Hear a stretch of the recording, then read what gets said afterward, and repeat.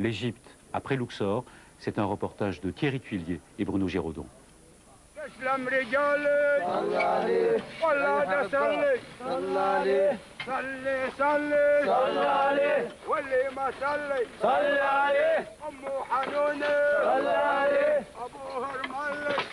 J'étais en travail derrière, donc dans la troisième terrasse.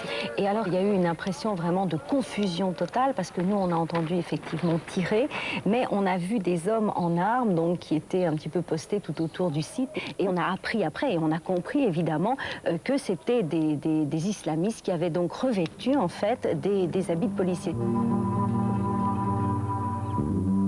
5 mois après, les traces de la tuerie ont été effacées dans le temple d'Hatchepsout.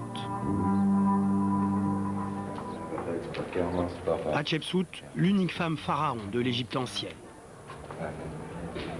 Violaine Vanoyek en connaît toute l'histoire. Depuis 15 ans, elle séjourne ici régulièrement.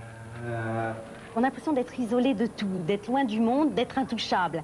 Et on ne peut pas avoir à l'esprit de se retrouver d'un moment à l'autre dans un climat de guerre. Parce que finalement, c'est ça. Bon, être mitraillé comme ça dans un endroit si paisible, si serein, qui évoque l'immortalité, qui évoque l'au-delà, qui est hors du temps, on ne peut pas y penser.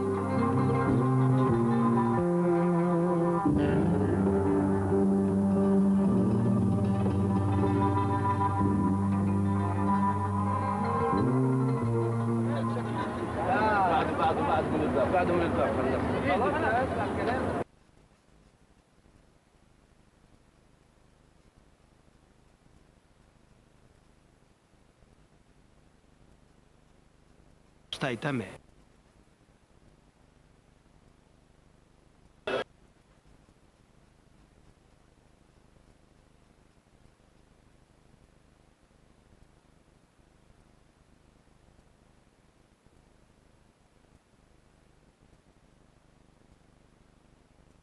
Même pendant la guerre du Golfe.